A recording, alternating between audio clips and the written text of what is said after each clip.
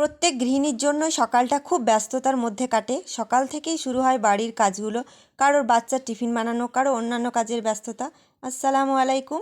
শুরু করছি আজকের ভিডিও। বাড়ির সদস্য সংখ্যা অনুযায়ী চাল মেপে আমি ধুয়ে গ্যাসে বসিয়ে দিয়েছি ভাত রান্নার জন্য। তারপর সবজি নিয়ে বসলাম কাটতে। শাশুড়িমা বলে দিলেন আজ আলু পোস্ত করো আর পটল আলুর তরকারি করো। বাস এই দিয়েই দুপুরের আজকে ভাত জমিয়ে খাওয়া যাবে। সবজি কাটার পরে গ্যাসে বসিয়ে দিলাম প্রেসার কুকার। এরপর সর্ষের তেল দিয়ে আলুটা দিয়ে দিলাম। ছোটোবেলা থেকেই আলু পোস্ত আমার প্রিয় খাবার।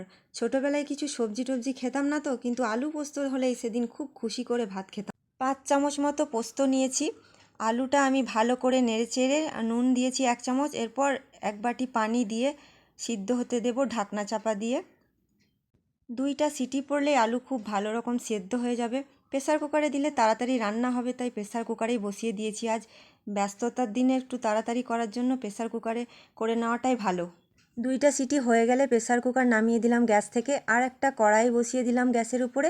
এবার সেদ্ধ হওয়া আলুটা ঢেলে দিলাম। আলু সেদ্ধ হওয়ার ফাঁকে আমি পোস্ত মিক্সি গ্রাইন্ডারে পেস্ট করে নিয়েছি। পোস্ত বাটা আলুর মধ্যে ঢেলে ভালো করে ফুটিয়ে নামিয়ে দেব। তার আগে এর মধ্যে ডিম ভাজা কেটে কেটে ফেলে দিব। শাশুড়িমা বললেন আলু পোস্তর মধ্যে ডিম ভাজা কেটে ফেলে দে না, তাহলে টেস্টটা আরও ভালো হবে। আমি বললাম ঠিক আছে, তাই হবে। পেঁয়াজ আর লঙ্কা কুচি দিয়ে ডিম ফেটিয়ে নিয়ে ভেজে 4 ভাগে ভাগ করে কেটে নিয়ে পোস্তর মধ্যে ফেলে দিলাম। আর একটা ডিমও 4 ভাগে ভাগ করে কেটে নিয়ে পোস্তর মধ্যে ফেলে দিয়ে ভালো করে ফুটিয়ে নিব। ভালো করে ফুটিয়ে নিলেই হয়ে যাবে আজকের ডিম আলু পোস্তর তরকারি।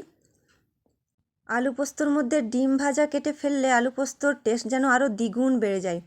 পোস্ত হয়ে গেল, এরপর ঢাকনা চাপা দিয়ে রেখে দিলাম। এরপর আমি প্রেসার কুকার গ্যাসে আরেকবার বসিয়ে এর মধ্যে পটল আলু রান্না করে নেব। তার জন্য সর্ষের তেল দিলাম আর পেঁয়াজ আদা কাঁচা লঙ্কা মিক্সিতে পেস্ট করে নিয়ে গরম তেলের মধ্যে দিয়ে নুন 1 চামচ, 1 চামচ হলুদ, 1 চামচ জিরে গুঁড়ো, সামান্য কাশ্মীরি লঙ্কার গুঁড়ো দিয়ে ভালো করে নেড়েচেড়ে কষিয়ে নিব। এরপর মিক্সির বাটি ধোয়া জলটা এর মধ্যে দিয়ে দিলাম। এখন কেটে রাখা আলু আর পটল একসাথে দিয়ে ভালো করে নেড়েচেড়ে আরেকবার কষিয়ে নিব। এদিকে দেখছি ভাত ফুটে গেছে, ঢাকনা চাপা দিয়ে নামিয়ে নিব। এরপর পটল আলু ভালো করে কষানো হয়ে গেলে এর মধ্যে 1 বাটি জল দিয়ে ঢাকনা চাপা দিয়ে সিটি দেওয়ার অপেক্ষা করব। 2টা সিটি পড়লেই হয়ে যাবে পটল আলুর তরকারি। আচ্ছা, তোমরা কি খেয়াল করেছো আজকের ভিডিওতে জলকে আমি একবার পানি একবার জল বলেছি। ভয়েস দেওয়ার সময় একটু উল্টোপাল্টা হয়ে গেছে, কিছু মনে করো না। এদিকে আমার আজকে দুপুরের আয়োজনের ভাত, ডাল, ডিম আলু পোস্ত আর পটল আলু রান্না কমপ্লিট। থালায় আমি 2 চামচ ভাত নিয়ে নিলাম আর ডিম আলু পোস্ত, আহা অমৃত তরকারি আর পটল আলু দিয়ে আজকে দুপুরের খাবার জমে যাবে। খুবই সাদামাটা ও সাধারণ হলেও অসাধারণ তরকারি আজকে। ভিডিও ভালো লাগলে লাইক কমেন্ট শেয়ার করবে। আল্লাহ হাফেজ।